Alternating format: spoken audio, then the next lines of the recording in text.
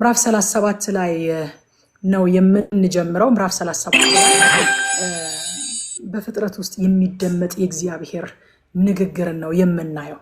በመብረቅና በነጎድጓድ ውስጥ የእግዚአብሔር ድምፅ ኃያልነት ይሰማል ይለናል ኤሊሁ። የእጆቹ ስራዎች መብረቆችና ነጎድጓድ እንደዚህ ድምፃቸው የሚያስደነግጥ ከሆነ እሱማ ድምፁ ምንኛ ያስፈራ። ካኒው ማጅን መብረቅ ሲመጣ እኮ ፖዝ ነው የሚያስደርገን አይደለ? በድንገት እንደ ብራቅ ሲጮህ እንዴት ፖዝ ነው የምናደርገው እኮ በቃ አይደለ? ማሰብም ፍሪዝ ነው የምናደርገው። ማሰብም አንችልም። የጀመርነውን ንግግር መቀጠል አንችልም። ምንም ነገር የምናደርገውን ነገር ሁሉ ከእጃችን ነው የሚወድቅብን። መብረቅ በቅርባችሁ ወድቆ ሰምታችሁ ከሆነ እጅግ በጣም ነው የሚያስደነግጠው አይደል? ነጎድጓድ ድንገት ሲመጣ ሁሉ ነገራችንን ነው ፖዝ እንድናደርግ የሚያስገድደን። እና እግዚአብሔር የፈጠራቸው እነዚህ መብረቅና ነጎድጓድ እንደዚህ ድምፃቸው የሚያስደነግጥ ከሆነ፣ እንደዚህ ድምፃቸው የሚያስፈራ ከሆነ፣ እንደዚህ ድምፃቸው ሁሉን ነገር ፖዝ እንድናደርግ የሚያደርጉ ከሆነ የእግዚአብሔር ድምፅማ ምንኛ ድንቅኛ ያንጎደጉዳል ይላል አይደለ? ቁጥር 5 ላይ እግዚአብሔር በድምፁ ድንቅኛ ያንጎደጉዳል ይልና እኛ የማናስተውለውን ታላቅ ነገር ያደርጋል ይላል። አያችሁ ወዳጆቼ፣ መብረቅና ነጎድጓድ እንኳን ድምፁ ያለ ምክንያት አይመጣም አይደለም። ዝም ብሎ በጠራራ ፀሐይ በበጋ በድንገት መብረቅና ነጎድጓድ መጥቶ አንጎዳጉዶ ምናምን ከዛ በኋላ ልም ብሎ ይጠፋል እንዴ? አይጠፋም። ነጎድጓድ ስንሰማ ቀጥሎ የሆነ ነገር እንጠብቃለን።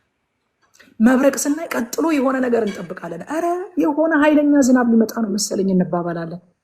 አያችሁ እግዚአብሔር በድምፁ ድንቅኛ ያንጎደጉዳል አለና ቁጥር 5 ላይ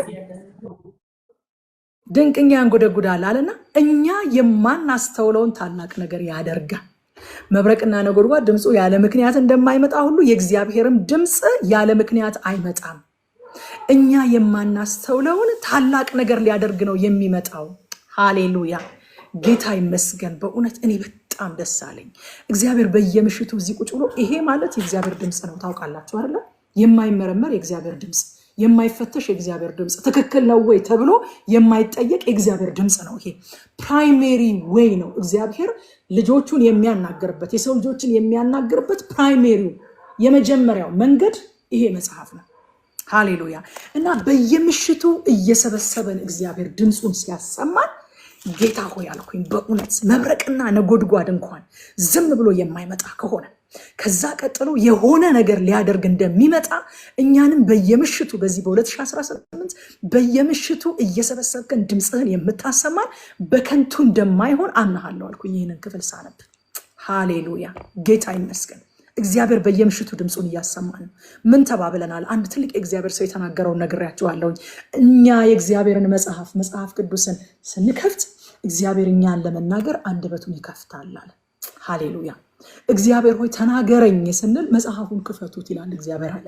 እኛ መጽሐፉን ስንከፍተው እሱ አንደበቱን ይከፍታል እኛን ለማናገር አለ። ሃሌሉያ። እና በየምሽቱ እኛ መጽሐፉን ስንከፍት እግዚአብሔር አንደበቱን እየከፈተ እኛን እያናገረን ምንም ላለማድረግማ ሊሆን አይችልም። እሱ የፈጠረው መብረቅ እንኳን በከንቱ የማይጮህ ከሆነ፣ እሱ የፈጠረው ነጎድጓድ እንኳን በከንቱ ድምፁን የማያሰማ ከሆነ የእግዚአብሔር ድምፅ በከንቱ አይመጣም ወዳጆቼ፣ በከንቱ አይደለም። በየምሽቱ እዚህ እየተሰበሰብን ያለ ነው። እዚህ ውስጥ ያላችሁ ብዙዎቻችሁ የቤተሰብ ኃላፊ እንደሆናችሁ አውቃለሁ። የልጆች እናትና አባት እንደሆናችሁ አውቃለሁኝ። ማታ ማታ ላይ ብዙ የምታደርጉት ነገር እንዳለ አውቃለሁኝ። ከብዙ ማህበራዊ ህይወት ቀርተን ወገኖቼ፣ ከብዙ ነገር ጎድለን፣ ብዙ ነገራችንን ኮምፕሮማይዝ አድርገን፣ ልጆቻችንን ሳይቀር ቤተሰባችንን ሳይቀር ዋጋ አስከፍለን እንዲህ ተሰብስበን እየሰማ ነው። እግዚአብሔር ከድምፁ ቀጥሎ ምንም የማያደርግ ይመስላችኋል? እኔ በቃ ይህንን ክፍል እያነበብኩኝ በጣም ጌታ ሆይ አመሰግንሃለሁ ያልኩኝ። አመሰግንሃለሁ። ኢሳይያስ 55 ላይ ያለው ቃል ከ10 እስከ 11 እንደዚህ ይላል። ዝናብና በረዶ ከሰማይ እንደሚወርድ ምድርን እንደሚያረካት ታበቅልና ታፈራም ዘንድ እንደሚያደርጋት ዘርን ለሚዘራ እንጀራንም ለሚበላ እንደሚሰጥ እንጂ ወደ ሰማይ እንደማይመለስ ከአፌ የሚወጣው ቃሌ እንዲሁ ይሆናል። ሃሌሉያ። በዚህ ስፍራ ላይ በየምሽቱ ከእግዚአብሔር አፍ የሚወጣው ቃል እንዲህ ያደርጋል። የምሻውን ያደርጋል፣ የላኩትን ይፈጽማል እንጂ ወደ እኔ በከንቱ አይመለስም አለ እግዚአብሔር። በየምሽቱ የምንሰማው የእግዚአብሔር ቃል የእግዚአብሔርን መሻት የእግዚአብሔርን ፈቃድ በህይወታችን ላይ ይፈጽማል እንጂ በከንቱ አይመለስም። አይገርማችሁም? በከንቱ አይመለስም። ዝናብ እንኳን እሱ የፈጠረው ግዑዙ ነገር በከንቱ ካልተመለሰ የእግዚአብሔር ድምፅ መጥቶ እኛ ጋር በከንቱ አይመለስም። ሃሌሉያ ጌታ ይመስገን። ዕብራውያን ምዕራፍ 12 ቁጥር 25 እስከ 26 ድረስ እንደዚህ ይላል፣ ለሚናገረው እምቢ እንዳትሉ ተጠንቀቁ። እነዚያ በምድር ላስረዳቸው እምቢ ባሉ ጊዜ ካላመለጡ ከሰማይ ከመጣው ፈቀቅ የምንል እኛስ እንዴት እናመልጣለን? በዚያን ጊዜ ድምፁ ምድርን አናወጠ። አሁን ግን አንድ ጊዜ ደግሜ እኔ ሰማይን አናውጣለሁ እንጂ ምድርን ብቻ አይደለም ብሎ ተስፋ ሰጥቷል። የእግዚአብሔር ድምፅ ምድርንና ሰማይን ያናውጣል። ሃሌሉያ። የዛን ጊዜ ምድርን አናውጣል። ለሙሴ ሕግ ሲሰጠው ተራራው ሲናወጥ ተራራው ሲጤስ እናስታውሳለን አይደለ? ስናጠና ያንን ክፍል እና የዛን ጊዜ ምድርን ነበር ያናወጥኩት አለ። አሁን ግን ደግሜ ሰማይን አናውጣለሁ እንጂ ምድርን ብቻ አይደለም ብሎ ተስፋ ሰጥቷል። ኢሳያስ ላይ ባየነው ክፍል የእግዚአብሔር ድምፅ በሕይወታችን ላይ የእግዚአብሔርን መሻት ሊፈጽም ይመጣል። ዕብራውያን ላይ ባየነው ክፍል ደግሞ የምንረዳው የእግዚአብሔር ድምፅ ለፍርድ ይመጣል። ለፍርድ ይመጣል የእግዚአብሔር ድምፅ። ሰማይና ምድርን አንድ ጊዜ ደግሜ ያናውጣለሁ ይላል። ዮሐንስ ወንጌል ምዕራፍ 12 ከ28 እስከ 29 ደግሞ አባት ሆይ ስምህን አክብረው፣ ስለዚህ አከበርኩት ደግሞም አከብረዋለሁ የሚል ድምፅ ከሰማይ መጣ ይላል። በዚያ ቆሞ የነበሩት ሕዝብ በሰሙ ጊዜ ነጎድጓድ ነው አሉ፣ ሌሎች መልአክ ተናገረው አሉ ይላል። የእግዚአብሔር ድምፅ ለኮንፈርሜሽን ይመጣል። ደግሞ ለኮንፈርሜሽን ይመጣል። የእግዚአብሔርን መሻት በሕይወታችን ሊፈጽም ይመጣል። ለፍርድ ይመጣል። ማረጋገጫ ለመስጠት ኮንፈርሜሽን ለመስጠት ደግሞ የእግዚአብሔር ድምፅ ወደ ጌታ ወደ ኢየሱስ ክርስቶስ ሲመጣና በዙሪያው ላሉት ኮንፈርሜሽን ሲሰጥ ዮሐንስ ወንጌል 12 ላይ እንመለከታለን። ቁጥር 6 እስከ 13 ድረስ ያለው ደግሞ እግዚአብሔር ለፍጥረት ስምሪትን የሚሰጠው በዓላማ እንደሆነ ይነግረናል። በዘፈቀደ የሚሆን ነገር የለም። በነገራችን ላይ ማለት ሰው እንደው አይምሮን መዝጋት ካልፈለገ በስተቀር አይኑን መጨፈን ካልፈለገ በስተቀር የፍጥረትን ስርዓት፣ የፍጥረትን አካሄድ፣ ኦርደሩን፣ አለመጋጨቱን፣ እርስ በርሱ አለመጣረሱን ተመልክቶ እኮ የሆነ ስርዓት የሚያስይዘው የሆነ ኦርደር የሚሰጠው ሃየር ቢንግ እንዳለ መገንዘብ አያቅተው አይደለም። መጨፈን ካልፈለገ በስተቀር ፍጥረትን የሚመራ ፍጥረትን የሚያስተዳድር ለፍጥረት ኦርደር የሚሰጥ ለፍጥረት ዓላማ የሚሰጥ ሃየር ቢንግ እንዳለ ማንም ሰው መካድ አይችልም። እና እግዚአብሔር በዓላማ ነው ፍጥረትን የሚመራው። ይሄ ክፍል እንደሚያሳየን በዓላማ ነው። ኢቭን በረዶ፣ ዝናብ፣ ንፋስ በትእዛዙ ነው ለካ የሚሰማሩት። ዝም ብለው በዘፈቀደ አይደለም የሚዞሩት። ለተግሳጽ ወይንም ለመግቦት ይልካቸዋል። እነሱም ደግሞ ይታዘዙታል። ሃሌሉያ ሃሌሉያ። በነገራችን ላይ እግዚአብሔርን ለመታዘዝ የሚያንገራግር ፍጡር የሰው ልጅ ብቻ ነው። ይህንን ታውቃላችሁ አይደለ? እሱም ነፃ ፍቃድ ስለተሰጠው እኮ ነው። መብረቆች ስጠራቸው እነሆኝ ብለው ይመጡልኛል አለ እግዚአብሔር። ነፋስ እኔ ወደ ላኩት አቅጣጫ ይሄዳል አለ። ጸጥ በል ስለው ጸጥ ይላል። ጌታ ኢየሱስ ክርስቶስ ታስታውሳላችሁ ማቴዎስ ወንጌል ምዕራፍ 8 26 እና 27 ላይ እርሱም እናንተ እምነት የጎደላችሁ ስለምን ትፈራላችሁ አላቸው። ከዚህ በኋላ ተነስቶ ነፋሱንና ባህሩን ገሰጸ፣ ታላቅ ጸጥታም ሆነ። ሰዎችም ነፋሳትና ባህር እንኳ የሚታዘዙለት ይህ እንዴት ያለ ሰው ነው እያሉ ተደነቁ ይላል። ነፋስና ባህር እንደ ሰው እግዚአብሔርን አያስቸግሩትም። በነገራችን ላይ ይታዘዙታል። እኛ ትናንሽ ልጆቻችንን ዝም በል ስንላቸው እንኳን ፈጥነው ዝም አይሉልንም እኮ አይደለ? ገና ሲቃ ካለ አልቅሰው ጨርሰው አይደለም እኮ ብለው ሊያብራሩ ሞክረው በቃ ዝም በል ብያለሁ፣ ዝም በል አሁን በቃ አፍህን ያዝ ብያለሁ፣ አፍህን ያዝ ምናምን ብለን ደጋግመን ነው ዝም የምናሰኛቸው። ጌታ ኢየሱስ ክርስቶስ እኮ እንዴት ነው የሚቀልብን ይሄ ነገር? እንዴት ነው ማንደነቀው ቆም ብለን? እኛ ልጆቻችንን ጸጥ ለማሰኘት እኮ ጊዜ ይፈጅብናል። እኛን የሚመስሉትን ከወዳችን የወጡትን ልጆቻችንን ጸጥ ለማሰኘት እኮ ጊዜ ይፈጅብናል። ከእንቅልፉ ተነሳና ነፋሱንና ማዕበሉን ገሰጸው፣ ጸጥ በል አለው። ሰው ልጁን እንደሚገስጽ ማለት ነው። ጸጥ በል አለው፣ ጸጥም አለ ይላል። ለምንድነው እኮ ነው እንጂ እኮ ይሄ በቃ ቁጭ ብለን የምናወራው ነገር እንደ ፊታችን እስኪቀላ እስኪግል ድረስ ቁጭ ብለን አይገርምሽም እየተባባለን እኮ የምናወራው ነገር ነው። የሆነ እንደው እብድ የሰራውን ስራ ቁጭ ብሎ ከመነጋገር ይህን ቁጭ ብሎ መነጋገር፣ ሰዎች የዘመሩትን ስራውን አስብ እንዳለው ኢዮብን ኤሊሁ ትላንትና አይደለ? ይህንን መነጋገር አይሻልም? ቁጭ ብሎ ነፋሳት እንዴት ነው እንደ ሕፃን ልጅ ዝም በሉ ሲላቸው ዝም የሚሉት? ማዕበል እንዴት ነው እንደጻለች ዝም በል ሲባል ዝም የሚለው ይሄ ጌታ ምን አይነት ነው አሉና ተደነቁ ይላል። እኛ እኮ እግዚአብሔር እንድንደነቅ ይጠብቃል እንጂ ይሄንን አይተን ዝም እንድንል እኮ አይደለም የሚጠብቀው እግዚአብሔር። አይገርምም? እንድንባባል ስራውን እንድናደንቅ ነፋሳት ሲታዘዙት ባህር ሲታዘዘው ይህንን ቁጭ ብለን እንድናደንቅ ለምደነው እኮ ነው። አንድ ጊዜ አንድ ሰባኪ ምን አለ? በጌታ ኢየሱስ ክርስቶስ ከሙታን ከተነሳ በኋላ ከሙታን ሳይነሳ ነው እንጂ ጌታ ኢየሱስ ክርስቶስ ነፍሱን ከሰጠ በኋላ መጋረጃ ቤተ መቅደስ መጋረጃ ተቀደደ ይልና መጽሐፍ ቅዱስ ከዛ ሞተው የነበሩ አንቀላፍተው የነበሩ ቅዱሳን ሰዎች ተነስተው በኢየሩሳሌም ከተማ ሲመላለሱ ታዩ ይላል። እና ይሄንን ዝም ብለን አንብበን እናልፈዋለን። ሪሊ እንደው አማኞች ነን፣ የቃሉ አማኞች ነን። የዛን ዘመን የነበሩ ሰዎች ምን ተሰምቷቸው ይሆን? ባለፈው ዓመት ያስቀበራችሁት ሰውዬ፣ የዛሬ 2 ዓመት የዛሬ 3 ዓመት ያስቀበራችኋት ሴትዮ በከተማ ውስጥ ሲመላለሱ ድንገት ስታያቸው ምን ተሰምቷቸው ይሆን? ይህንን ቁጭ ብለን ማስተዋልና እንደው በቃ መደነቅ የለብንም በእግዚአብሔር ስራ። ምንድነው ያለፈው ኃይል? ምንድነው ያለፈው ኃይል በዛን ሰዓት? አይ ካንት ወይት ክፍሉን እስክንደርስ በጣም የምወደው ክፍል ነው። ምንድነው ያለፈው? የቤተ መቅደሱን መጋረጃ ይኸው ከታች ወደ ላይ እኮ አይደለም፣ ከታች ወደ ላይ አይደለም። የኢየሱስ ስጋ ሲቆረስ የቤተ መቅደሱ መጋረጃ ከላይ ወደ ታች ሰው እንዳልቀደደው እንዲታወቅ ማለት ነው። ከላይ ወደ ታች የመጋረጃውን ውፍረት ማጥናት ትችላላችሁ። እኔ አጥንቼዋለሁ ስንት ሰው እንደሚሸከመው። ያንን መጋረጃ እግዚአብሔር ከላይ ወደ ታች ቀደደው እና ያ በመጋረጃ ውስጥ ሰዎችን እንዳያጠፋ ሰዎችን እንዳይገድል በመጋረጃ ውስጥ ተሸሽጎ የነበረ ያ ግሎሪ ራሱ መጋረጃውን ቀዶ ወጣና ይገድላል ተብሎ የሚፈራው ያ ግሎሪ ያ ክብር የሞተውን ሕያው ማድረግ ጀመረ። ጉድ እኮ ነው የሆነው እናንተ፣ ታሪክ እኮ ነው የሆነው። ኢየሱስ ክርስቶስ መስቀል ላይ ነፍሱን ሲሰጥ ያ ክብር እኮ እንዳታዩት ይገላችኋል የተባለ እኮ ነው። ወጣና መቃብር እየፈነቃቀለ ሞተው የነበሩ ቅዱሳን ሰዎች ተነስተው በኢየሩሳሌም ከተማ ሲንቀሳቀሱ ታዩ ይላል። ሃሌሉያ ሃሌሉያ። እጅግ እኮ የሚደንቀን በቃ እኛ ከደነቀን የሚደንቀን ይሄ በቃ ካስደነቀን ኧረ እባክሽ እያለን ካወራን ይሄንን ነው የምናወራው። የሆነ ዝባዝንኬ የሆነ ዘመን የሚሽረው የሆነ የጊዜው የሆነ ነገር ይዘንማ ኧረ እባክህ ስንባባል ዘመናችን አያልቅም። አይገርምህም? ምንድነው የሆነው? ምንድነው የተቀየረው? ያ ይገላል የተባለው እንዴት ህይወት መስጠት ጀመረ? ያ ተዘግቶበት የኖረው እንዴት ራሱ ቀዶ ወጣ? የኢየሱስ ስጋ ሲቆረስ ነው። ይሄንን ነው መደነቅ ያለብን። እና ለምንድነው ወደዚህ የሄድኩት? እግዚአብሔር ስለሚያደርገው ነገር የምንደነቅ ሰዎች ልንሆን ይገባል። የእግዚአብሔር ድምፅ ማረጋገጫ ለመስጠት ይመጣል።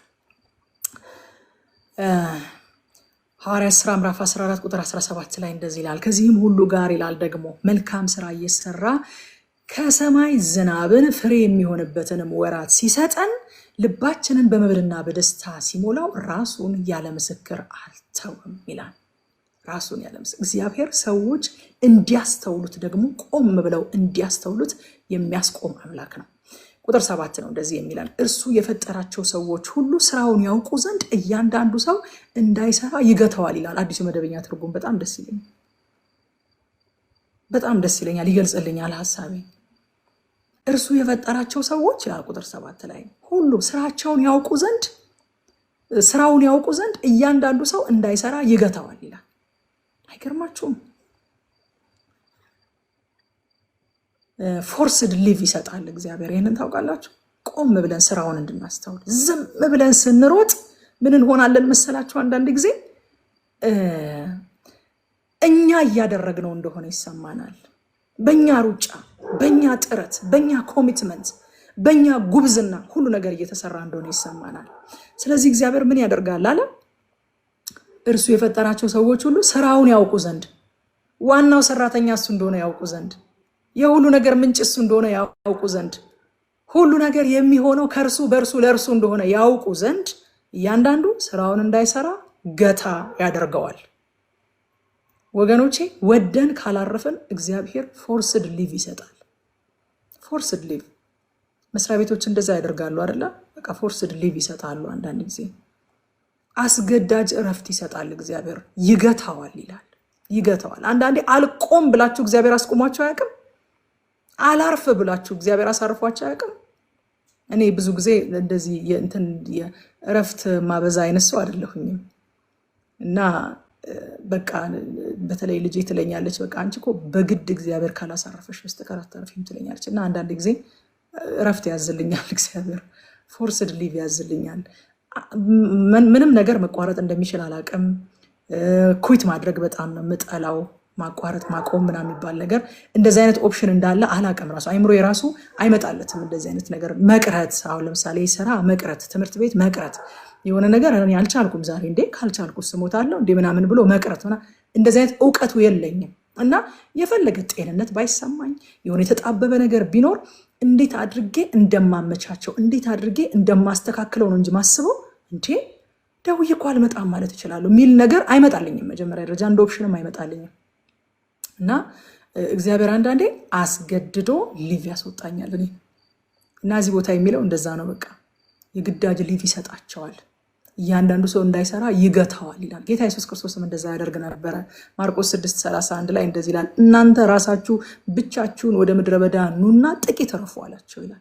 በጣም ብዙ የሚሰራ ነገር አለና በቃ እንደው ያለነሱ ሰማይ የሚወድቅ አስመስለውታል ደቀ መዛሙርቱ ማለት ነው። አንዳንዴ እንደዛ እንሆናለን። በቃ ያለኛ ሰማይ ውድቅ የሚል እናስመስለዋለን። እና እናንተ ራሳችሁ ብቻችሁን ወደ ምድረ በዳ ኑና ጥቂት እረፉ አላቸው። የሚመጡና የሚሄዱ ብዙዎች ነበሩና ለመብላትስ እንኳ ጊዜ አጡ ይላል። አስገድዶ ያሳርፋል እግዚአብሔር እኛ ካላረፍን ወገኖች። ሰማይንና ምድርን የደገፍነው እኛ አይደለንም። በነገራችን ላይ በስልጣኑ ቃል ነው እግዚአብሔር ደግፎ የሚያቆመው። ቤተክርስቲያንን ደግፈን የምናቆመው እኛ አይደለንም። መሰረቷ የሆነው ራሷ የሆነው ክርስቶስ ነው። እና በጣምም ማሰብ ከሚገባን በላይ አልፈን ስለ ራሳችን ማሰብ እና እንደው በቃ እኔ ካረፍኩኝ ሁሉ ነገር ገደል ይገባል ማለትም ተገቢ ነገር አይደለም። እና እግዚአብሔር ለልጆቹ ስራውን እንዲያስተውሉ እረፍት የሚያዝ አምላክ ነው። መዝሙር 46:10 ላይ እንደዚህ አለ፣ እረፉ እኔም አምላክ እንደሆንኩ እወቁ ይላል። የእረፍት ሰዓት ማለት እግዚአብሔር አምላክ እንደሆነ የምናውቅበት ሰዓት ነው። ታውቃላችሁ፣ እኔ አምላክ እንዳልሆንኩኝ፣ እኔ የሁሉ ነገር ኢንቻርጅ እንዳልሆንኩኝ፣ ሁሉ ነገር በእኔ ስልጣን ቃል ተደግፎ እንዳልቆመ፣ በስልጣኑ ቃል ደግፎ ነገሮችን የሚያስኬደው እግዚአብሔር እንደሆነ የምረዳበት ሰዓት ነው። እኔ አርፌ ነገሩ ሲቀጥል ለካ እኔ አይደለሁም የስራው ዋና ብዬ የምረዳበት፣ ለካ የእግዚአብሔር ስራ ያለ እግዚአብሔር ነው የሚቀጥለው የሚለውን የማውቅበት ትሁት የምሆንበት ነው። ስለዚህ እረፉ አለ እግዚአብሔር። በምታፉበት ሰዓት አምላክ እንዳልሆናችሁ ታውቃላችሁ። ያለ እናንተ ሁሉ ነገር ፈንክሽን ሲያደርግ፣ ያለ እናንተ ነገር እንደነበረ ሲቀጥል፣ የዛን ጊዜ አምላክ እንዳልሆናችሁ ታውቃላችሁ። እኔ አምላክ እንደሆንኩኝ ታውቃላችሁ። በአሕዛብ ዘንድ ከፍ ከፍ እላለሁ፣ በምድርም ላይ ከፍ ከፍ እላለሁ ይላል። እረፍት ምርጫ ሳይሆን ትእዛዝ ነው። ከዚህ በፊትም እንዳየ ነው። ከቁጥር 14 እስከ 18 ኤሊሁ የሰውን ውስንነት ይናገራል። ሊሚትድ ናችሁ ይለናል። ሰው ከእግዚአብሔር በተሰጠው ስልጣን ከሰማይ በታች ያለውን ፍጥረት ከመግዛትና ከማስተዳደር ውጪ የእግዚአብሔርን ስራ ሁሉ ማብራራትም ሆነ መቆጣጠር አይችልም ወገኖች። ሮሜ ምዕራፍ 11:33 ላይ እንደዚህ ይላል፣ የእግዚአብሔር ባለጠግነትና ጥበብ እውቀቱም እንዴት ጥልቅ ነው፣ ፍርዱ እንዴት የማይመረመር ነው፣ ለመንገዱ ፍለጋ የለውም። እግዚአብሔር በእርሱ መታመናችንን የምንጀምረው እንዴት እንደሆነ ታውቃላችሁ? በራስ መተማመናችን የሚቆምበት ቦታ ላይ በእግዚአብሔር መተማመናችን ይጀምራል። በቃ እሱ ነው እንትኑ ስታርቲንግ ፖይንቱ እሱ ነው። በእግዚአብሔር መታመን እንዴት ይጀምራል ካላችሁ፣ በቃ ሁሉን እመረምራለሁ፣ ሁሉን ማወቅ እችላለሁ፣ ሁሉን መረዳት አለብኝ ከሚል ነገር ወጥተን በራስ መተማመናችንን ስናቆም በእግዚአብሔር መታመናችንን እንጀምራለን። ቁጥር 19 ላይ የሚናገረው ነገር በጣም ይገርመኛል። እኛ አለ ከጨለማ የተነሳ በስርዓት መናገር አንችልምና የምንለውን አስታውቀናል። እና ይሄ ቁጥር 19 ላይ የሚናገረው ቃል በጣም ይገርመኛል። እኛ ከጨለማ የተነሳ በስርዓት መናገር አንችልምና የምንለውን አስታውቀን ይላል። አያችሁ ወዳጆቼ፣ ከኃጢአት የተነሳ ምድር በጨለማ ተጽዕኖ ስር ወድቃለች አይደለ? ዮሐንስ ይነግረናል በመልእክቱ አንደኛ ዮሐንስ ምዕራፍ 5:19 ላይ ከእግዚአብሔር እንደሆነን ዓለሙን በሞላው በክፉ እንደተያዘ እናውቃለን ይላል። በጨለማ ተጽዕኖ ስር ወድቃለች ምድር። እኛ ከእግዚአብሔር እንደሆነንና ዓለሙን በሙሉ ሲስተም ይሄ ኮስሞስ በጨለማው ተጽዕኖ ስር በክፉ ተጽዕኖ ስር እንደተያዘ እናውቃለን ይላል። እና ምድር በጨለማ ተጽዕኖ ስር ስለወደቀች በውስጧ የሚኖሩ ሰዎችም ከጨለማው የተነሳ መናገር እንደሚገባቸው ሊናገሩ ስለማይችሉ ኤሊሁ የምንለውን አስታውቀን ይላል። አይገርማችሁም? ዋው! እኔ በጣም ነው የሚደንቀኝ ይህን ክፍል ሳጠናው። በጣም ነው የሚደንቀኝ። በቃ የምንለውን አናውቅም። ከምን የተነሳ? ከጨለማው ካለው ኢንፍሉዌንስ የተነሳ አናውቅም። እንደሚገባ ለመናገርም ሆነ ለመጸለይ ለካ እግዚአብሔር እርዳታ ያሻናል ወዳጆቼ። ሮሜ ምዕራፍ 8 ቁጥር 26 ላይ ለዛ ነው እንዲሁ ደግሞ መንፈስ ድካማችንን ያግዛል ይልና እንዴት እንድንጸልይ እንደሚገባን አናውቅም እኛ፣ ነገር ግን መንፈስ ራሱ በማይነገር መቃተት ይማልድልናል ይላል። አያችሁ ወዳጆቼ፣ እንዴት መናገር እንደሚገባንም ሆነ እንዴት መጸለይ እንደሚገባን የማናውቅበት አንዱ ምክንያት በዙሪያችን ያለ ተጽዕኖ ነው። ተጽዕኖ አለ በዙሪያችን፣ ኮንፊውዥን የሚረጭ የሆነ ግራ መጋባትን የሚረጭ የሆነ ሐሳብን የሚወረውር የሆነ ጭንቀትን የሚያመጣ የተለያዩ ነገሮች ላይ በእይታችን ባየነው በሰማነው ነገር እንድንያዝ የሚያደርግ አትሞስፌር ስላለ መንፈስ ቅዱስ በማይነገር መቃተት ይማልድልናል እንጂ እኛማ እንዴት እንድንጸልይ እንደሚገባን እንኳን አናውቅም አለ ሐዋርያው ጳውሎስ። አንዳንድ ጊዜ ሪፖርት ይዘን እንበረከካለን። እግዚአብሔር የሚፈልገው ግን ሪፖርት እንድንጸልይ አይደለም። አንዳንድ ጊዜ ቲክቶክ እና ፌስቡክ ላይ ያየናቸውን ነገሮች ይዘን እንበረከካለን። የእግዚአብሔር ሐሳብና ፍላጎት ግን እሱ አይደለም። ነገር ግን ክብር ለስሙ ይሁን። ቅዱስ መንፈሱን ሳይሰስት የሰጠን መንፈስ በማይነገር መቃተት ይቃትትልናል አለ። ኤሊሁ ተመኘ፣ ምን ነው የምንናገረውን ነገር አንተ ባስተማርከን። ምክንያቱም እኛ እኮ ከጨለማው የተነሳ በዙሪያችን ካለው ነገር የተነሳ እኮ የምንናገረውን ነገር አናውቅም አለ። ወዳጆቼ የጌታ መንፈስ ግን አለን እኛ ዛሬ። ሃሌሉያ! ግራ እንዳንጋባ፣ የምንናገረው እንዳይጠፋን፣ የምንጸልየው እንዳይጠፋን። ምን እንደምትናገሩ አለ እኮ ጌታ ኢየሱስ ክርስቶስ። ወደ ሸንጎ በጎተቷችሁ ጊዜ፣ ወደ ፍርድ ባስገቧችሁ ጊዜ ምን እንደምትናገሩ አትጨነቁ አለ። በዚያው ሰዓት የምትናገሩት ነገር ይሰጣችኋል አለ። ጌታ ይመስገን። ስለዚህ እንደሚገባ ለመናገርም ሆነ ለመጸለይ የእግዚአብሔር እርዳታ ያሻናል። እኔ ይሄን ከረጅም ጊዜ በፊት የኢዮብን መጽሐፍ ሳጠና ይህን ክፍል አይቸው በቃ ለጸሎቴም ሆነ ለንግግሬ ለስብከትም ሆነ ከሰዎች ጋር ለሚኖረኝ ኮንቨርሴሽን መንፈስ ቅዱስን መደገፍን ይህ ጥቅስ በጣም አስተማረኝ። እኔ በዚህ በጣም ብዙ ኮንፊውዥን ባለበት፣ ብዙ ሀሳብ በሚሯሯጥበት፣ ብዙ አይነት መረጃ በምሰማበት፣ ብዙ አይነት ሪፖርት ስቃርም ከሙልበት እዚህ ዓለም ላይ እየኖርኩኝ ምን እንደምናገርም ሆነ ምን እንደምጸልይ አላውቅም መንፈስ ቅዱስ ካረዳኝ በስተቀር። ስለዚህ አላውቅም፣ እኔ እርዳኝ እለዋለሁ መንፈስ ቅዱስን። ይሄ ጥበብ ይብዛልን። ከቁጥር 21 እስከ 24 እግዚአብሔር በጥበቡና በግርማው እጅግ የሚያስፈራ ነው ይለንና ነገር ግን ማንንም አይጨቁንም ይላል። ትላንትና ያየነው በቃ ይሄ ኮንትራስት በጣም ይገርመኛል። እግዚአብሔር ኃያል ነው፣ ማንንም አይንቅም ማለት አይደለ? እዚህ ጋር ደግሞ በጥበብና በግርማው እጅግ የሚያስፈራ ነው ይለንና ነገር ግን ማንንም አይጨቁንም ይለናል። ስለዚህ ከዚህ ምዕራፍ ላይ ምን እንማር? የመጀመሪያው የእግዚአብሔር ድምፅ የሚመጣው በዓላማ መሆኑን አውቀን ከድምፁ ጋር ለመንቀሳቀስ እንዘጋጅ። ወዳጆች ትዘጋጃላችሁ? ለእናንተ ብቻ እንዳልሆነ ይገባችኋል? እግዚአብሔር እንድትዘጋጁ ይፈልጋል። እኔ ከዚህ ቀደም ነግራችኋለሁ አይደለ? ይህ እግዚአብሔርን ቃል ሌሊት 8 ሰዓት 9 ሰዓት ነገ ጠዋት ስራ ልገባ ዛሬ ማታ እስከ 8 ሰዓት እስከ 9 ሰዓት ቁጭ አድርጎ ጌታ ቃሉ ሲያስጠና ጌታ ሆይ ያልኩት የሆነ ጊዜ ላይ ቆም። መቼም ይሄ ለራሴ ብቻ አይደለም፣ ለእኔና ለልጆቼ አይደለም እንደዚህ ቁጭ አድርገህ የምታሳድረኝ አልኩት። በቃ ትውልድ አለህ ማለት ነው አልኩት። እግዚአብሔር ዓመት ሙሉ እንደዚህ በየምሽቱ ቁጭ ካደረጋችሁ ወዳጆቼ ትውልድ አለ። በእናንተ ውስጥ ያየው ትውልድ አለ።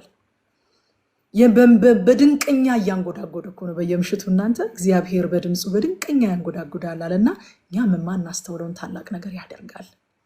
ብርቱ የሆነው እሱ በእኛ በደካሞቹ ታላላቅን ነገር ሊያደርግ ነው እንጂ ይህን ድንቅ ድምፅማ በየምሽቱ ዝም ብሎ አይልክልንም። ስለዚህ ለመንቀሳቀስ የተዘጋጀ አሜን፣ በቃ የለበሰ የተዘጋጀ ቶሎ የሚከበውን ኃጢአት ሸክምን ሁሉ አስወግዶ በፊቱ ያለውን ሩጫ ለመሮጥ የተዘጋጀ አትሌት ጌታ ስሙ ይባረክ። አሁን ቃል እየመጣልን ነው አይደለ? በቃ ቃል እየመጣልን ከሆነ ለመሮጥ መዘጋጀት አለብን።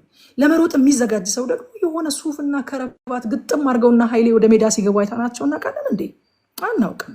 ወደ ትራክ የሚገባ ሰው ለመሮጥ የተዘጋጀ ሰው ቀለል ይላል። በቃ ቶሎ የሚከበውን ሸክምን ምናምን አመጋገቡን ምኑን ሁሉ ያስተካክላል። ጌታ ስሙ ይባረክ። ሁለተኛ በሩጫችን መካከል ቆም ብለን እግዚአብሔርን እናስተውል። ደግሞ አረፍ ብለን አምላክ እንዳልሆነ የስራው ባለቤት እሱ እንደሆነ የማይሰራው ያለሱ ብቻ እንደሆነ እናስተውል። ሶስተኛ በእግዚአብሔር ለመታመን ከራስ መተማመን እንውጣ። ዓለም የምታስተምረን በቃ በራስ መተማመን፣ በራስ መተማመን አለብህ፣ በራስሽ መተማመን አለብሽ። በምኑ ነው የምተማመነው? በዚህ በጤዛው፣ በዚህ በእንፋሎቱ፣ ጠዋት ታይቶ ማታ በማይገኘው፣ በዚህ የሆነ በሳሙና የሚጠፋ ቫይረስ ይዞት በሚሄደው በምኑ ነው የምተማመነው? ዓለም የምታስተምረን እሱ ነው፣ የምትሰብከን እሱ ነው። በእግዚአብሔር ለመታመን በራስ ከመተማመን እንውጣ ወዳጆቼ፣ እንውጣ። አራተኛ ለመናገርም ሆነ ለመጸለይ የእግዚአብሔርን እርዳታ እንጠይቅ። ትሑታን እንሁን። ከዚህ ምዕራፍ ያየሁት ይሄንን ነው።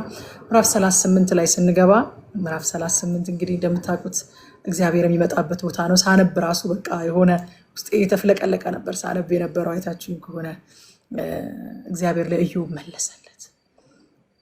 ግን በጣም የገረመኝ ነገር እግዚአብሔር ለኢዮብ አላብራራለትም፣ አበራለት።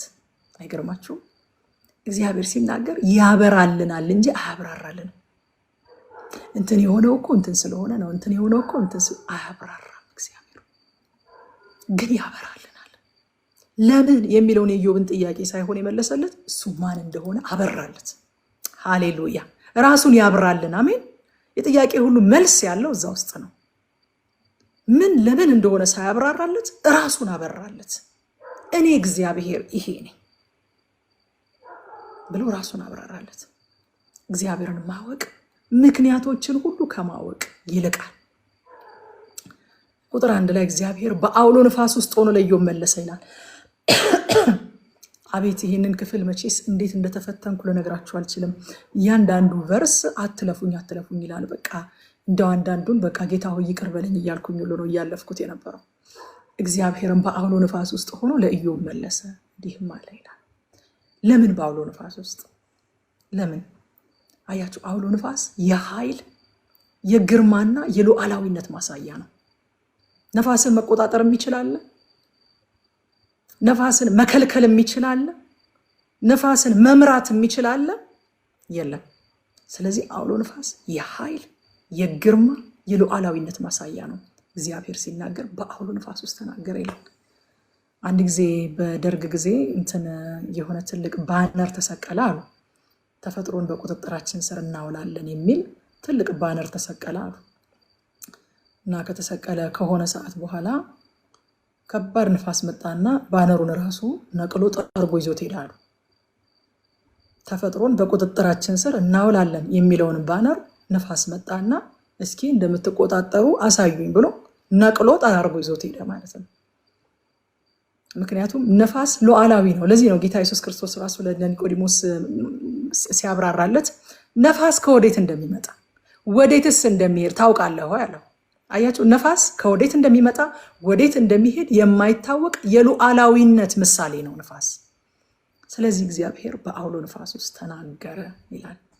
አውሎ ንፋስን ከእግዚአብሔር በቀር የሚያዘው የለም። አውሎ ንፋስን ከእግዚአብሔር በቀር የማይፈራው የለም። አውሎ ንፋስ ይመጣል ሲባል አንደርግራውንድ ቤት ሰርተህ እዛ ውስጥ ገብተህ ትደበቃለህ እንጂ አውሎ ንፋስን ለማስቆም የሚሞክር የለም። የማይፈራው የለም፣ የሚቆጣጠረውም የለም። ራስህን አጀስት ማድረግ ነው።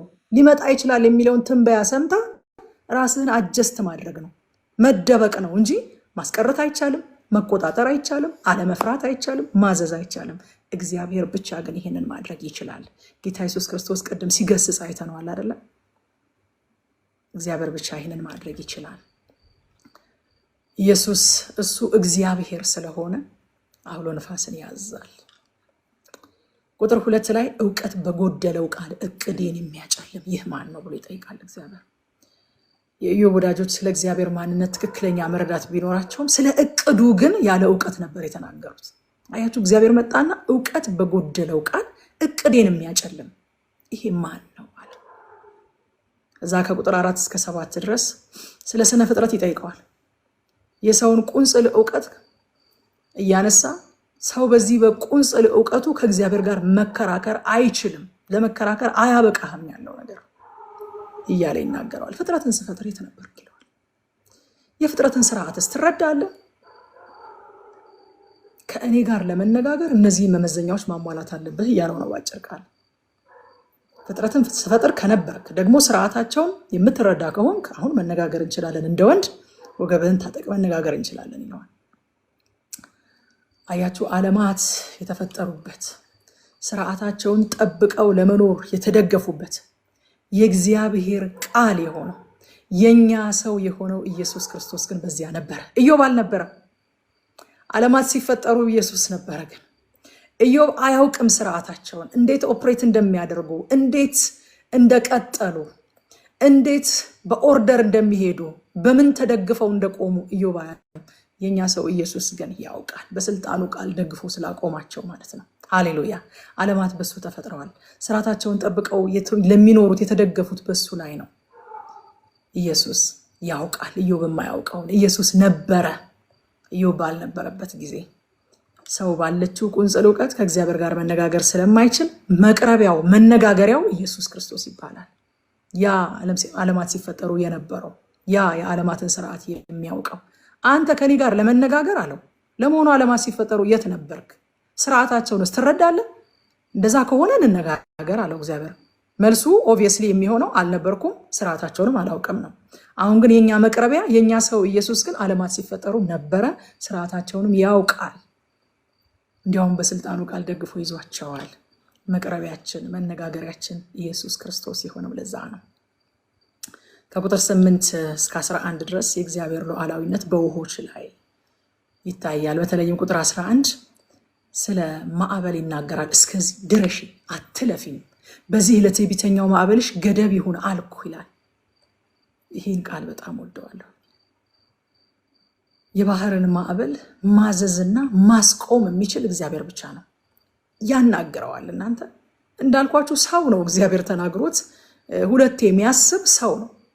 ማዕበል እስከዚህ ድረሽ አትለፊ፣ በዚህም ለትዕቢተኛው ማዕበልሽ ገደብ ይሁን ሲላት እዛ ጋር ደርሳ ተጋጭታ ትመለሳለች።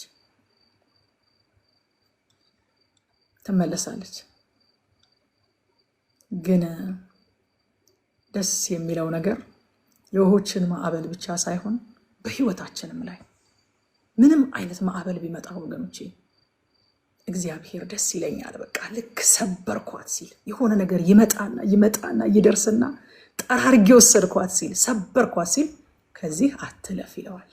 አይገርማችሁ? እንዲሰባበራችሁ አይፈቅድለትም።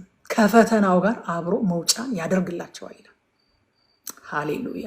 የውሃን ማዕበል ብቻ ሳይሆን የህይወትን ማዕበል እግዚአብሔር ሆይ ሊወስደኝ እኮ ነው፣ ሊጠራርገኝ እኮ ነው፣ ጌታ ሆይ ሰጠምኩኝ ስትሉ እንደ ጴጥሮስ ማለት ነው። ከዚህስ አትለፊ ብሎ እግዚአብሔር ገደብ ያደርግለታል። በቃ እግዚአብሔር አንዳንድ ጊዜ ይህንን ቃል ሲሰጠኝ እኔ ሊያስቆመው እንደሆነ ይገባኛል። በሆነ ነገር ላይ ስጸልይ ይህን ቃል እግዚአብሔር ሲሰጠኝ በቃ ሊለው እንደሆነ ይገባኛል። በቃ ይመጣል አይመጣም አይደላችሁም ማዕበል፣ ግን እግዚአብሔር ልክ አለው፣ ገደብ አለው። በቃ የሚፈቅድለት ገደብ አለ። የሆነ ቦታ ላይ አቁም ይለዋል። ከቁጥር 12 እስከ 15 ድረስ የእግዚአብሔር ስልጣን በንጋት ላይ ደግሞ በብርሃን ላይ ይታያል። አያችሁ፣ ፍጥረታዊውንም ሆነ ልዕለ ተፈጥሯዊውን ወይም መንፈሳዊውን ብርሃን የሚሰጥ እግዚአብሔር ብቻ ነው። ብርሃን ከእግዚአብሔር ዘንድ ብቻ ነው የሚወጣው። ዮሐንስ ወንጌል ምዕራፍ 1 ከቁጥር 4 እስከ 9 ድረስ በእርሱ ሕይወት ነበረች፣ ሕይወትም የሰው ብርሃን ነበረች ይላል። ብርሃንም በጨለማ ላይ ይበራል፣ ጨለማም አላሸነፈውም። ከእግዚአብሔር የተላከ ስሙ ዮሐንስ የሚባል አንድ ሰው ነበረ። ሁሉ በእርሱ በኩል እንዲያምኑ ይህ ስለ ብርሃን ይመሰክር ዘንድ ለምስክር መጣ። ስለ ብርሃን ሊመሰክር መጣ እንጂ እርሱ ብርሃን አልነበረም። ለሰው ሁሉ የሚያበራው እውነተኛው ብርሃን ወደ ዓለም ይመጣ ነበረ።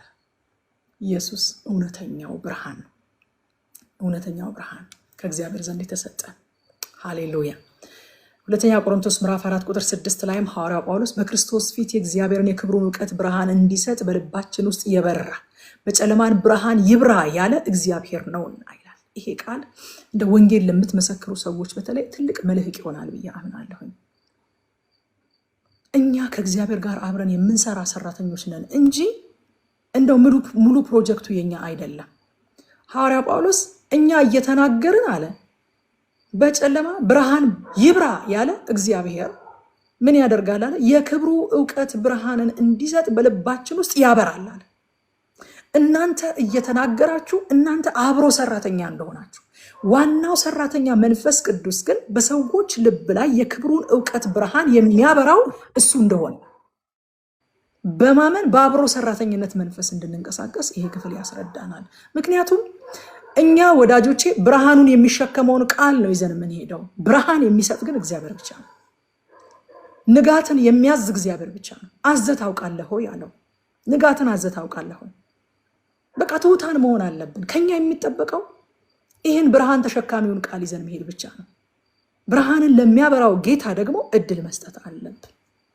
ጌታ ሆይ ይሄው እኔ እንዳዘዝከኝ ይህን ብርሃን የሚሸከመውን ቃልህን ይዤ መጥቻለሁ። አንተ ደግሞ የክብሩን ዕውቀት ብርሃን እንዲሰጥ በልባቸው ውስጥ እንድታበራ እጸልያለሁ ልንል ያስፈልጋል። ከዛ ቁጥር 16 እስከ 18 ደግሞ ስለ ጥልቁና ስለ ሞት በሮች ምን ታውቃለህ ይለዋል። መልሱ ምንም አላውቅም ነው። ምንም አላውቅም። ጌታ ግን ማወቅ ብቻ ሳይሆን የሞትና የሲኦል የጥልቁ መክፈቻ አለኝ ይላል ራዕይ ዮሐንስ ምዕራፍ 1 ቁጥር 18 ላይ። ኢዮብ ላክ ያደረጋቸው ነገሮች ሁሉ በኢየሱስ ክርስቶስ ተሞልተዋል። እሱን ነው ላሳያችሁ እየሞከርኩኝ ያለሁት። ኤፌሶን 4 ቁጥር 9 እስከ 10 ድረስ ወደ ምድር ታችኛው ክፍል ደግሞ ወረደ ማለት ካልሆነ ይህ ወጣ ማለትስ ምን ማለት ነው? ይህ የወረደው ሁሉን ይሞላ ዘንድ ከሰማያት ሁሉ በላይ የወጣው ደግሞ ያ ነው ይላል። ከፍታውንም ጥልቁንም የሚያውቀው ደግሞስ ቁልፍ መክፈቻ በእጁ ያለው ጌታ ኢየሱስ ክርስቶስ ነው። ከቁጥር 19 እስከ 24 ስለ ብርሃን፣ ስለ ጨለማ፣ ስለ ቤተ መዛግብት፣ ስለ ትሬዠር ሃውስ ምን ታውቃለህ ይለዋል። ምን ታውቃለህ? ፍጥረት ፍጹም በሆነ መታዘዝ ለእግዚአብሔር ይታዘዛል። እርሱ ላይ የማይደገፍ ፍጥረት የለም። በረዶ ስጠራው ይመጣል። ለሰልፍ ቀን የሸሸኩት በረዶ ስጠራው ይመጣል። እግዚአብሔር ጠላቶችን በበረዶ ድንጋይ የህዝቡን ጠላት ሲመታ እኮ አይተናል አይደለ? ስናጠና በበረዶ ድንጋይ የህዝቡን ጠላት ለመምታት በቤተ መዛግብት በትሬዠር ሃውስ ያስቀመጥኩት በረዶ አለ። ስጠራው እነሆኝ ብሎ ይመጣል። ከዛ እልከዋለሁ። የላኩት ቦታ ሄዶ ምታ ያልኩትን ብቻ ለይቶ ይመታል። ፍጥረት ፐርፌክትሊ እግዚአብሔርን ይታዘዘዋል።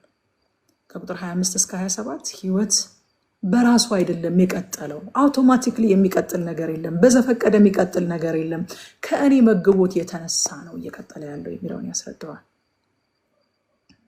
ወዳጆቼ እግዚአብሔር የዓለማት ሁሉ ፈጣሪ ብቻ ሳይሆን ፈጥሮ ዘወር ያለ አምላክ አይደለም። የሆነ ሲስተም አበጅቶ ሲስተሙ ራሱን ራን እንዲያደርግ አድርጎ ከመካከል ወጥቶ በሩቅ የሚመለከት አምላክ አይደለም። እንደዛ አይደለም። እንደዛ አይነት አመለካከትና እንደዛ አይነት ትምህርት ያላቸው ሰዎች አሉ። እኛ ግን አዘ ክርስቲያን እንደዛ አናምንም። በእርሱ ሕያዋን ሆነናል፣ በእርሱ እንንቀሳቀሳለን፣ እንኖርማለን የሚለውን ጥቅስ ነው እኛ የምናምነው። እሱን የምናምነው እያንዳንዱን ነገር እግዚአብሔር ኢንቮልቭ እያደረገ እንደሚመራው፣ እንደሚያስተዳድረው፣ እንደሚሸልመው፣ እንደሚቀጣው እግዚአብሔር ኢንቮልቭድ እንደሆነ በፍጥረቱ ላይ ይህንን የምናምነው እንጂ የሆነ ሲስተም አበጅቶ ራሱን እንዲያስተዳድር ኦፕሬት እንዲያደርግ አድርጎ ዘወር ያለ አምላክ አይደለም። እግዚአብሔር አይደለም። ከሱ መግቦት የተነሳ ነው ሁሉ የቀጠለው። እግዚአብሔር እኛ ከምናስበው በላይ ለፍጥረቱ ይገደዋል። ከቁጥር 28 እስከ 30 የፍጥረት አባት እኔ ነኝ። ዝናብ አባት የለውም፣ እኔ ነኝ አባቱ። አባት ማለት እዚህ ጋር በምን ሴንስ ነው? መገኛ ሶርስ እኔ ነኝ እያለ ይነግረዋል። ያዕቆብ መልእክት ምዕራፍ 1 ቁጥር 17 ላይ በጎ ስጦታ ሁሉ ፍጹምን በረከት ሁሉ ከላይ ናቸው፣ መለወጥም በእርሱ ዘንድ ከሌለ፣ በመዞርም የተደረገ ጥላ በእርሱ ዘንድ ከሌለ ከብርሃናት አባት ይወርዳሉ ይላል። የብርሃናት ሶርስ የብርሃናት መገኛ እግዚአብሔር ነው። ዝናብ አባት አለው ወይ ይላል። እና ታዲያ ከየት መጣ? እግዚአብሔር ሆይ ከኔ ነው፣ እኔ ነኝ የሁሉ መገኛ፣ እኔ ነኝ የሁሉ ሶርስ እያለን ነው እግዚአብሔር።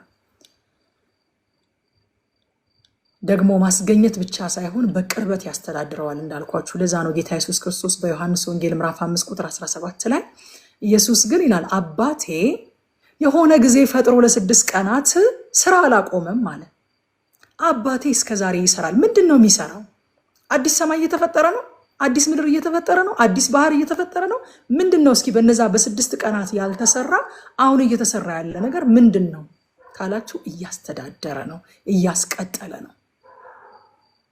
ያስተዳድራል፣ ያስቀጥላል። አባቴ እስከ ዛሬ ይሰራል፣ እኔም ደግሞ እሰራለሁ ብሎ መለሰላቸው ይለናል። ቁጥር 31 እስከ 33 አጽናፈ ዓለሙን የምመራው እኔ ነኝ። አጽናፈ ዓለሙ በዘፈቀደ ሳይሆን እኔ በማሰማራው መንገድና ስርዓት፣ እኔ በምሰጠው ኦርደር ነው የሚሄደው ይለዋል። አዲስ ኪዳን ደግሞ ሲነግረን ሁሉ በክርስቶስ ተፈጥረዋል፣ ሁሉ በክርስቶስ ተያይዘዋል፣ ሁሉ በክርስቶስ ተደግፈዋል ይለናል። ቁጥር 34 እስከ 38 የሰው ልጅ ወቅቶችን ሲዝኖችን መረዳት የሚችልበት ጥበብ ስለተሰጠው ያስተውላል እንጂ ወቅቶችንም ሆነ የአየር ሁኔታን ማዘዝ አይችልም የሚለውን ሐሳብ ያሳየናል። ከዛ ደግሞ ከ39 እስከ 41 አንተ የማታስተውላቸውን አራዊትና አዕዋፋት እንኳን እኔ ግን ስለነሱ ግድ ይለኛልና እመግባቸዋለሁ ይላል እግዚአብሔር። የእግዚአብሔር ቸርነት፣ የእግዚአብሔር መግቦት፣ የእግዚአብሔር አሰራር፣ የእግዚአብሔር አስተዳደር ወዳጆቼ እኛ ከምናስበው ከአይምሯችን ውጪ ነው። ከዛ በላይ ነው፣ በላይ ነው። ዝናብ የሚዘንበው የሰው ልጆች በሚኖሩበት ቦታ ብቻ አይደለም። እንዲያ ከሆነማ በጫካ የሚኖሩ ምን ይመገባሉ? ሳር በል እንስሳት ምን ይመገባሉ? እግዚአብሔር ግን ግድ ይለዋል። ሉቃስ 12 ቁጥር 24 ላይ ጌታ እንደዚህ ያለ ቁራዎችን ተመልከቱ አለ። አይዘሩም፣ አያጭዱም፣ ዕቃ ቤት ወይንም ጎተራ የላቸውም አለ። እግዚአብሔር ግን ይመግባቸዋል። እናንተስ ከወፎች እንዴት ትበልጣላችሁ አለ እግዚአብሔር። ስለ ቁራ ግድ የሚለው ቸር አምላክ ስለኛማ አብልጦ ግድ ይለዋል። ምንም በዘፈቀደ የሚኖር የለም፣ በዘፈቀደ የተወለደ የለም፣ በዘፈቀደ የሚያድግ የለም፣ በዘፈቀደ የሚኖር የለም። እግዚአብሔር ሕይወትን እየሰጠ እያስቀጠለ በእርሱ ሕያዋን ነን፣ እንኖራለን፣ እንንቀሳቀስማለን። እግዚአብሔር መፍጠር ብቻ ሳይሆን ፍጥረቱን የሚያስቀጥል አምላክ ነው። ምን እንማር ከዚህ ምዕራፍ? አንደኛ እግዚአብሔር ጥያቄያችንን ያስተካክልልን። አሜን። በቃ ከሚያብራራልን ራሱን ያብራልን፣ ለኢዮብ እንዳደረገለት። ጥያቄውን ያረመው በነገራችን ላይ ኢዮብ ጋር መጥቶ ነው። መጠየቅ ያለብህ ይህንን አልነበረም። መጠየቅ ያለብህ እግዚአብሔር ሆይ አንተ ማነህ? ስራህስ ምንድን ነው ብለህ እሱን ነበር መጠየቅ የነበረብህ ብሎ አብራራለት። መጥቶ እሱ ራሱን አበራለት። ኢንስቴድ ኦፍ ኤክስፕሌን ማድረግ ማለት ነው የደረሰበትን ነገር። ሁለተኛ መልስ የዘገየን ሲመስለን በእግዚአብሔር ጥበብ ላይ እንታመን። ኢዮብ የተፈተነው ከመከራው በላይ በመዘግየት ነው ተባብለናል። ሶስተኛ እኛ ባልነበርንበት በነበረው በክርስቶስ ወደ እግዚአብሔር እንቅረብ። በራሳችን ለመቅረብ ከሞከርን እንደ ኢዮብ ነው ምናፍረው። ታዩታላችሁ ነገር ምዕራፍ 40 ላይ በቃ እኔ ምን አይነት ማረባ ሰው ነኝ፣ እጄን በአፌ ላይ ጭናለሁኛል፣ አፌን በከንቱ ነው የከፈትኩት፣ የማላውቀውን ነገር ተናግሬያለሁኝ ብሎ ሲጸጸት እጸጸታለሁኝ ከዚህ በኋላ አመድ ላይ ቁጭ ብዬ ብሎ ሲናገር እናየዋለን።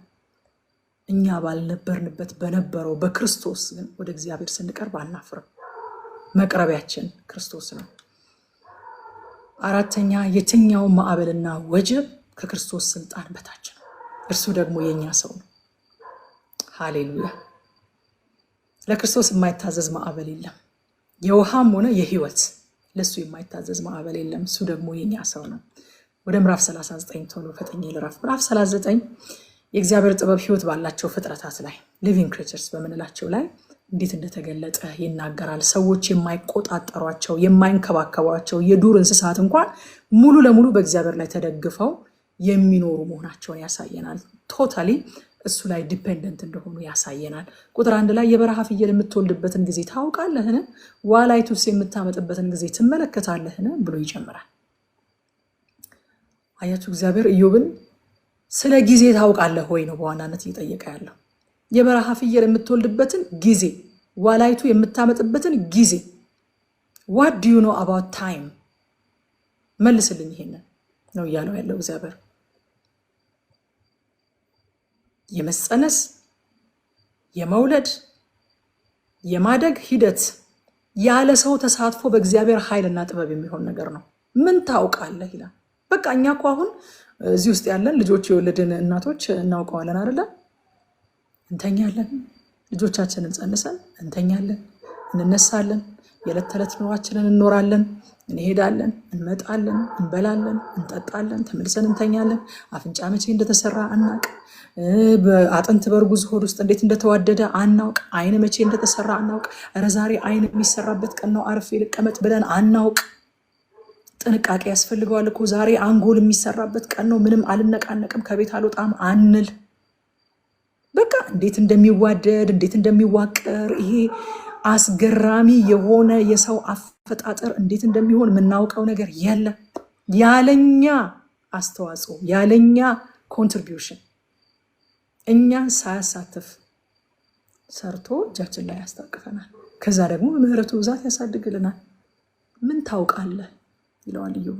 ምን ታውቃለህ? እንዴት እንደሚጸነሱ ምን ታውቃለህ? እንዴት እንደሚወለድ ታውቃለህ? ልጅን ብቻ ሳይሆን ጽንስን ብቻ ሳይሆን ምጥን ራሱ የምሰጣቸው እኔ ነኝ ይላል።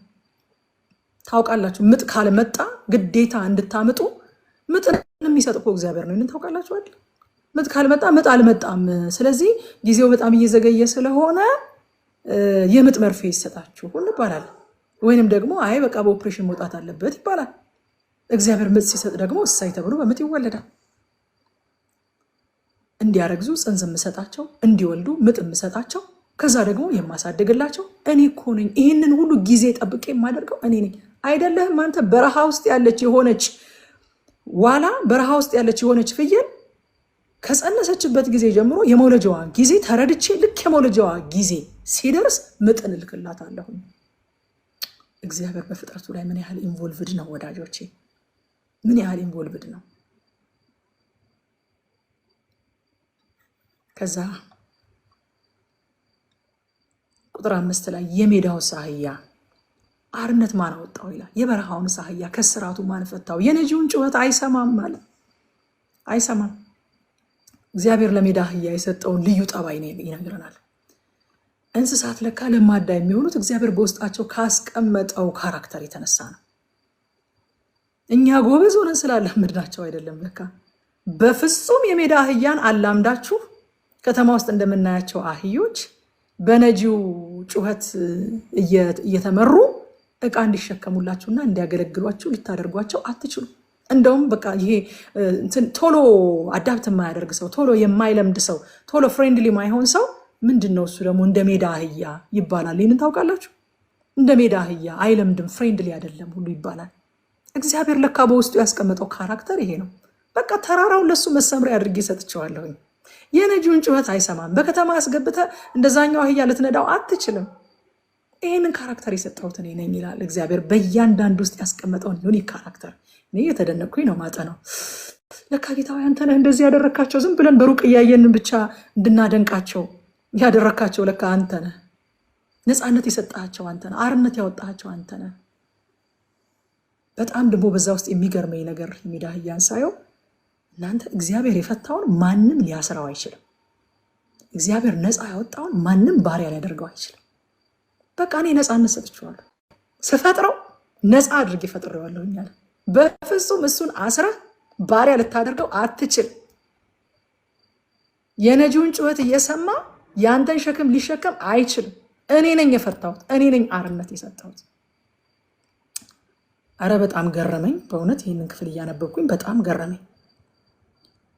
ገላትያ 5:1 ላይ እንደው እንዴት ከአህያ ጋር አመሳሰልሽን ባትሉ ምሳሌ መጽሐፍ ላይ ሰለሞን ይደግፈኛል።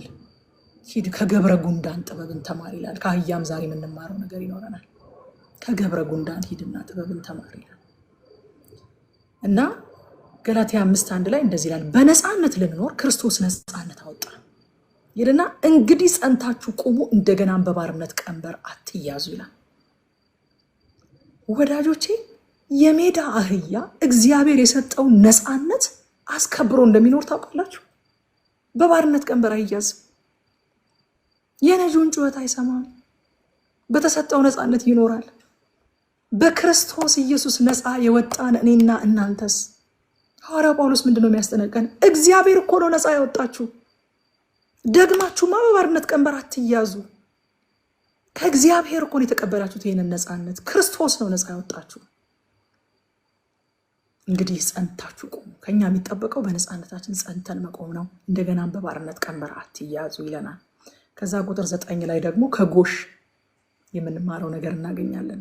ጎሽ ያለ እግዚአብሔር ጎሽ ያገለግልህ ዘንድ ይታዘዛልን ወይንስ በግርግምህ አጠገብ ያድራልን? ጎሽ በጣም ጉልበተኛ ነው። በነገራችን ላይ በጣም ጉልበተኛ ነው። አዳኞች ራሱ በጣም ይፈሩታል።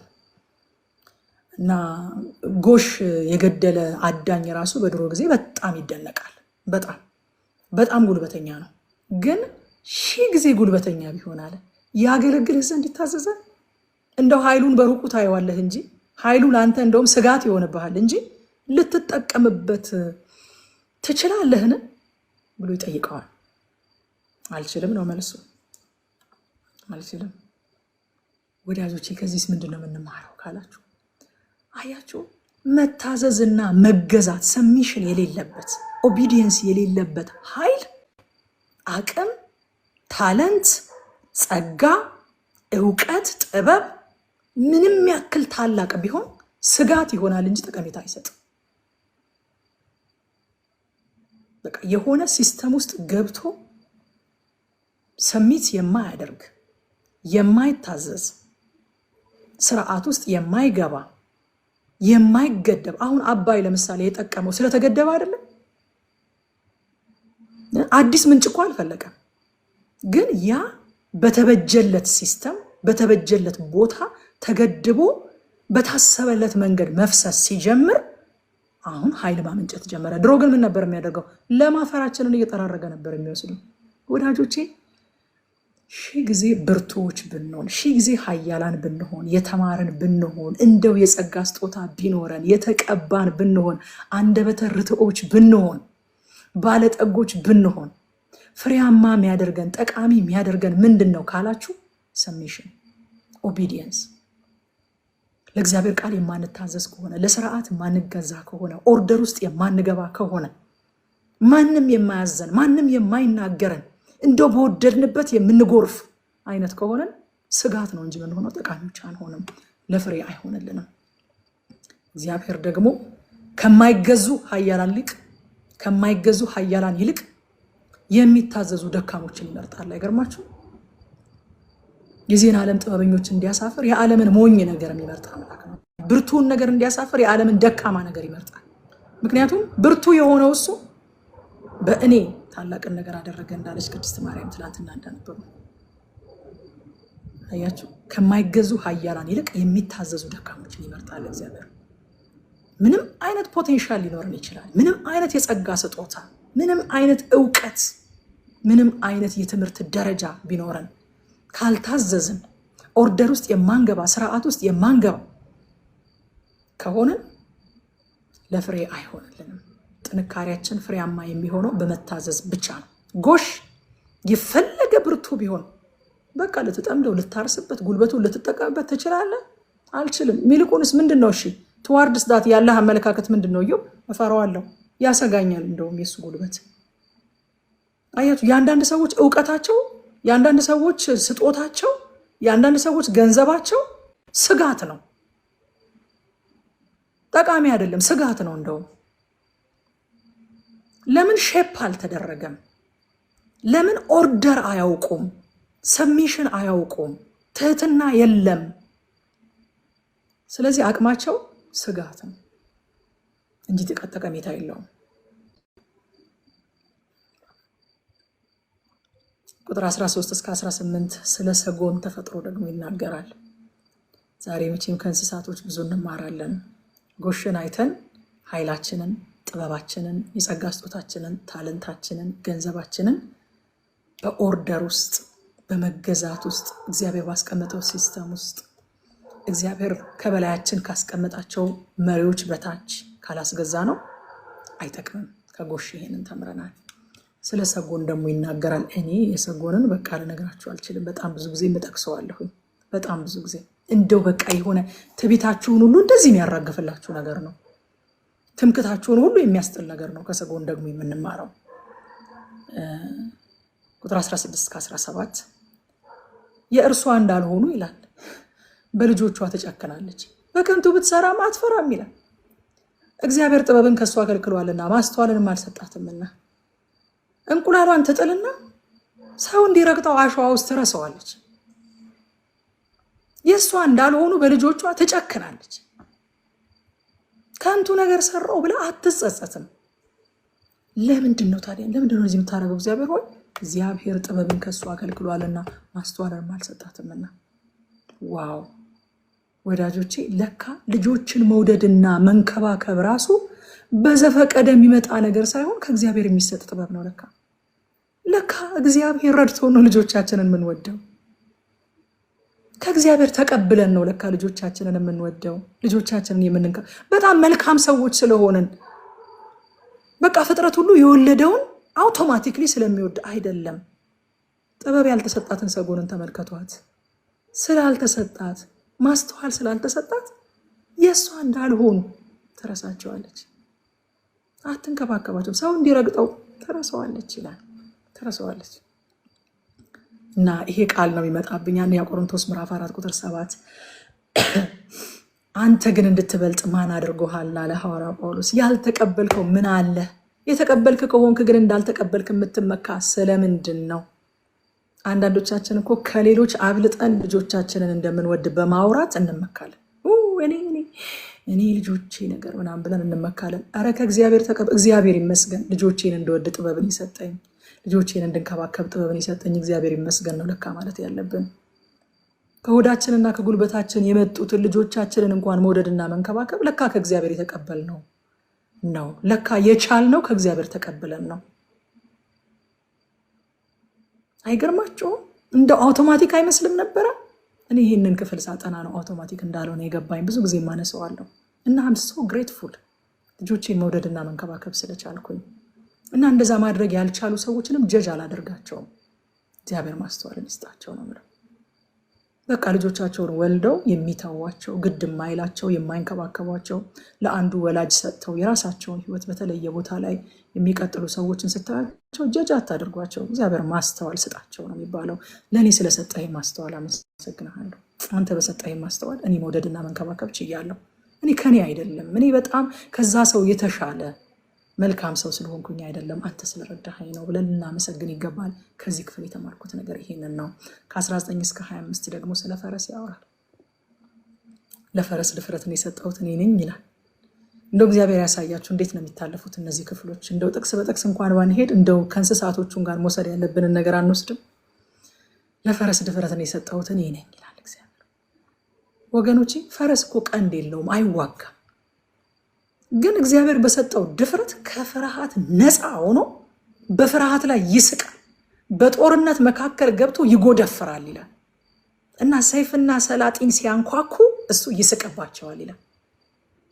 እንደውም ደስ ይለዋል፣ እሰይ ይላል።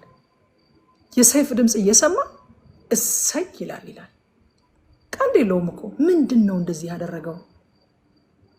ለካ ድፍረት ወይም ከፍርሃት ነፃ የሆነ ህይወት የሆነ በአካላዊ ሁኔታችን ወይንም በቁሳዊ ነገራችን የምናገኘው ሳይሆን ከእግዚአብሔር የሚሰጥ ነገር ነው። ድፍረት የሰጠሁት እኔ ነኝ አለ። ቀንድ ስላለው አይደለም፣ ቀንድ የለውም። ይኸው እንደምታየው ድፍረት የሰጠሁት እኔ ነኝ። ወደ ጦርነት ቦታ አንበሳ እየጋለበ የሚሄድ ሰው የለም፣ ደፋር ነው ብሎ።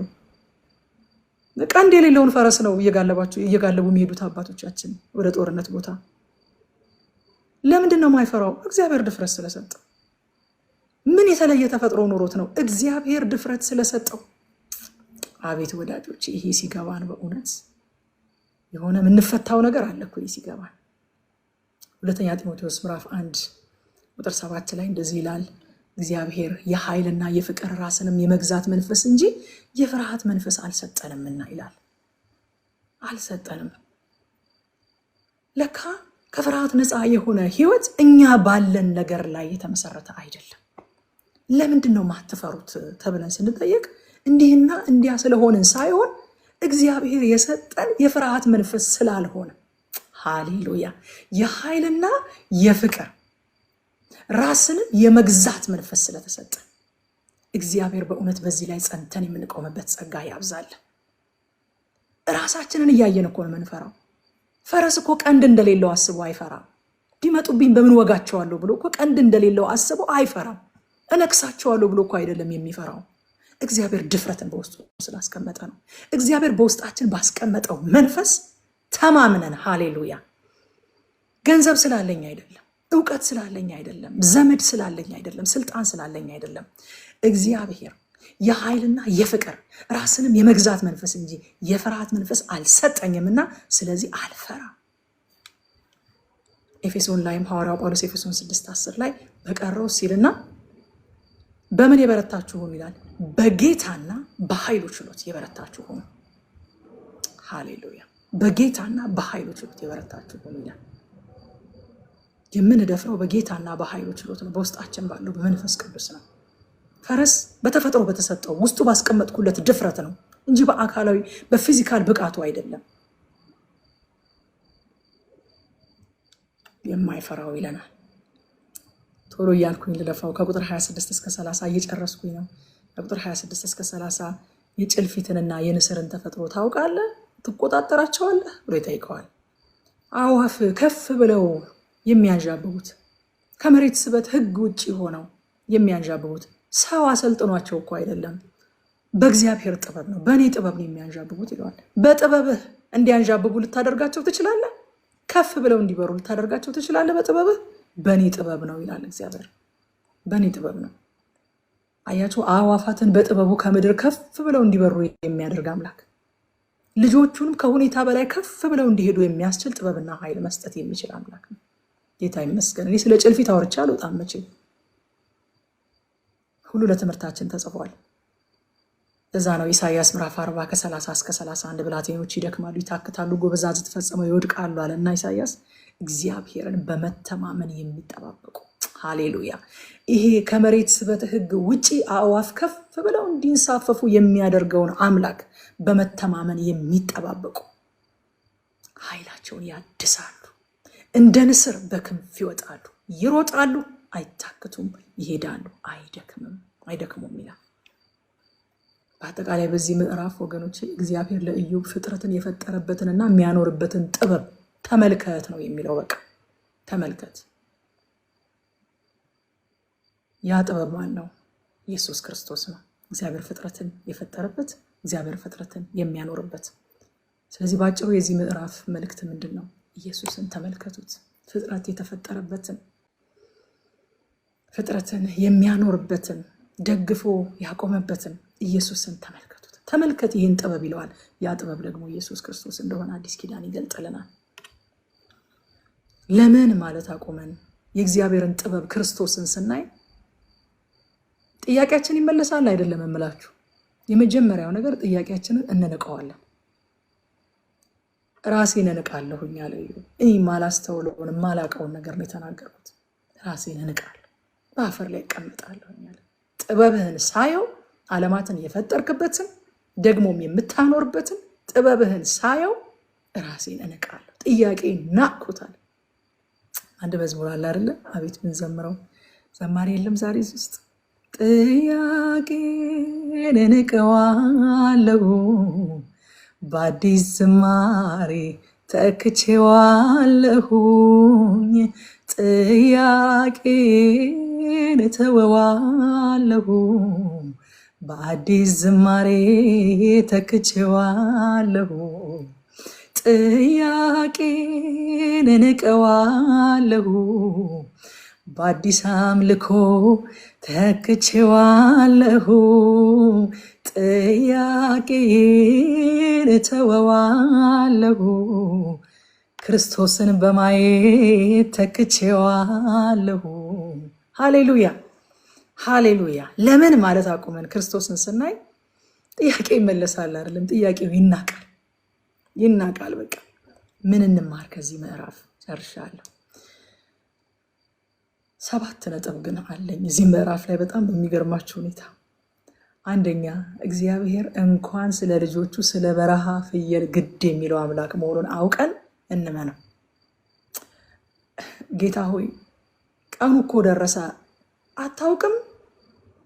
የእንትኑ የኪራዩ የትምህርት ቤት ክፍያው አይደለም የልጄን ልጅ ያንቺን ጉዳይ የልጄን ያንቺን ጉዳይ ይቅርና የበረሃ ፍየል እኮ የእርግዝና ወራቷን መቼ እንደምትጨርስ አውቄ ምጥ ልክላታለሁ ይለናል እግዚአብሔር። እንታመን፣ ለእግዚአብሔር እንታመን። ሁለተኛ የሜዳ አህያ ከእግዚአብሔር የተሰጠውን ነፃነት አስከብሮ እንደሚኖር እኛ ደግሞ ከሱ እንሻላለን። በክርስቶስ በተሰጠን ነፃነት ጸንተን እንኖር። ኖ እንበል በቃ። የሜዳ አህያ አይገርማችሁ? እኔ በጣም ነው የሚገርመኝ። እንደው የሆነ ቦታ ዙ ውስጥ ምናምን ልታዩት ትችላላችሁ እንጂ መንገድ ላይ ዕቃ ተጭኖበት አይታችሁ ታውቃላችሁ? የነጂውን ጩኸት አይሰማም። ተራራውን መሰምሪያ አድርጌ ሰጥቼዋለሁ። የከተማውን ሁካታና ግርግር አያዳምጥም። አርነት ያወጣሁት እኔ ነኝ ይላል። ጸንተን እንኖር። አርነት ያወጣን ሰው አይደለም። እናንተ ሰው አይደለም የሜዳ አህያን አርነት ያወጣው። ስለዚህ ሰው ባሪያ ሊያደርገው አይችልም። ራሱን አይደለም አርነት ያወጣው የሜዳ አህያ፣ እግዚአብሔር ነው አርነት ያወጣው። እኛም ሰው አይደለም አርነት ያወጣን፣ ራሳችንን አይደለም አርነት ያወጣን፣ ክርስቶስ ነው። በቃ በክርስቶስ ነፃ ስለሆንን በተሰጠን አርነት ጸንተን እንኖር።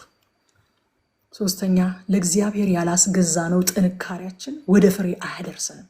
ይህንን ከጎሽ እንማር። ፍሬያማ ለመሆን ጥንካሬያችንን፣ ታለንታችንን፣ አቅማችንን፣ ገንዘባችንን፣ አለኝ የምንለውን የንግግር ችሎታችንን፣ ማንኛውንም ነገር ለእግዚአብሔር ስናስገዛው ነው ፍሬያማ ምን ሆኖ ፍሬያማ እንሆን። እንገዛና ፍሬያማ እንሆን። አራተኛ ልጆቻችንን መውደድ እንኳ ከእግዚአብሔር የምንቀበል ከሆንን አንዳች የሚያስመካ ከኔ ነው የምንለው ነገር የለን። በቃ አምስተኛ ድፍረት፣ ፍርሃት አልባ ህይወት የእግዚአብሔር ስጦታ መሆኑን ከፈረስ ተምረናል። በቃ ደፋር ነሽ ግን ሲሉ ምን ላድርግ እግዚአብሔር የሰጠኝ ይህንን ነው። የኃይል የፍቅር ራስን የመግዛት መንፈስ እንጂ የፍርሃት መንፈስ አልሰጠኝማ። ምን ላድርግ የተሰጠኝ ነው።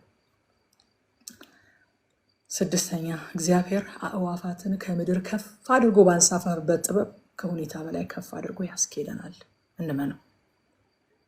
እንመነው። ሰባተኛ ለምን ማለት አቁመን የእግዚአብሔርን ጥበብ ክርስቶስን እንመልከት። ይሄ ነው መደምደሚያው። ክብር ለኢየሱስ ይሁን።